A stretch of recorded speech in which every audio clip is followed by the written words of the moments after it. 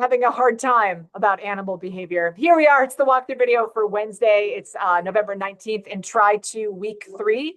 Give me just a moment and I will be back with you. We are in try to week 3. It's okay. I'm going to know what day it is any minute now. We are in try to week 3. And our question for today is asking how we can investigate how matter cycles and energy flows throughout ecosystems. Now, we did this on the molecular scale, right? We thought about how you get energy and how matter like carbon dioxide and water are involved in that. Now we're going to take that and put it in an ecosystem, which is why we're doing Unit 8 next. These ideas really help govern how ecosystems change or stay the same. So we're going to start with an introduction to a project we'll be working on, and then we worked through the chicken poggle, sometimes called the chicken poop poggle. So 2 reviews for you. You can pause and read. This is from Frank. This book is such a great description of actual science practice. And then this book kept me up at night. It is really scary if you're a history person, and it's a great book. And there are many, many, many copies of it out there in the world. Not for reading if you've lost someone to COVID or another infectious disease, or if medical stuff leaves you feeling squeamish. All right, so we're thinking about how the acquisition of energy relates to health and how species interactions affect the survival of an ecosystem. So let's talk about the project. You get a little bit of time in class today. You get all of class Thursday and all of class Friday to work on this project. You're going to present it on Tuesday. You really want to have it done by then because you're going to get a resubmit opportunity. But I will tell you, just because I've had some experience, that the more you are done with it when you come in, the more likely it is that you will be able to get full credit. So if you do everything I ask you to do and you try really hard, nearly everybody can turn that feedback around and get full credit very easily. I'm here to work with you, but also it's going to be tricky if you don't work. I just cannot emphasize how much I want you to work on this right now. So let's take a look at the ecosystem project so you can get a sense of what's happening. It is a digital assignment. You're going to pick it up in Canvas today. So you're going to end up making a big diagram, make this a little smaller, a big diagram that includes the 4 biogeochemical cycles you're going to see in Unit 8. Now, in all transparency, I'm going to ask you, you're going to fill out these things. So it should say here, plant, or producer, things that do photosynthesis, plant or producer. It might not be a plant, it might be algae, it might be phytoplankton, whatever it is. That's what we're talking about there.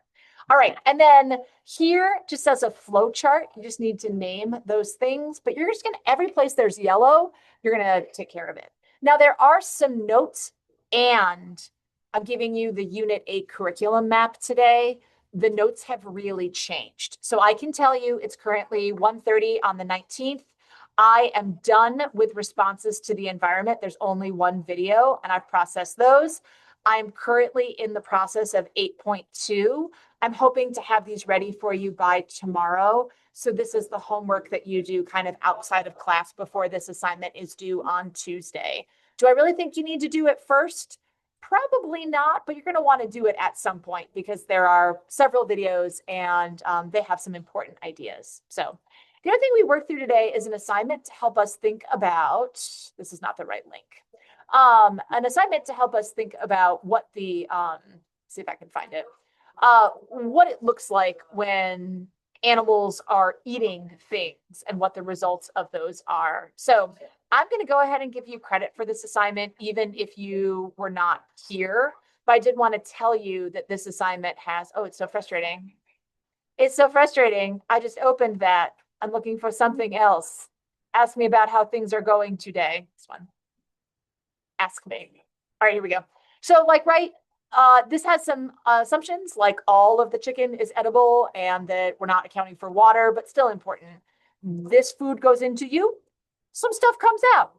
There's some matter missing. That matter gets breathed out as CO2. And so here is that breathing out CO2. Here's a chicken breathing out CO2. You eat the chicken. Both of you do those things. It turns out the chicken eats food. And so you can show the matter and energy going into the chicken, the matter and energy going into the person. respiration, all those things happen, right? And then it turns out it gets even bigger. So here's the industrial food chain. This is data from 2022, I think, because that's when I had the last time I looked this data up. But you can see we don't really understand the scale, the beauty of the scale of the industrial food chain, about what it takes to feed us. And so hopefully just taking a look at this picture helps you think about the enormous scale of that situation. By the way, this is a big you know what, because it turns out that that waste is a big problem. So, all right, so that's what we worked on today. Again, I'll let you know when the 8.3 notes are ready. You don't need to use the textbook. The link is in the assignment detail, and you're going to choose a biome that's in the US or United States territory. And then you're going to finish the first page of the project sheet, and you can move onward. You don't need to worry about that. And there is no cooldown this week. So, all right, I hope that you are doing well. Thanks for being here today on this video as we start the project. There's already a place for you to turn it in on Canvas if you're somebody who uses that to make sure you know what you're doing. All right, that's it for me. Take care out there. See you soon.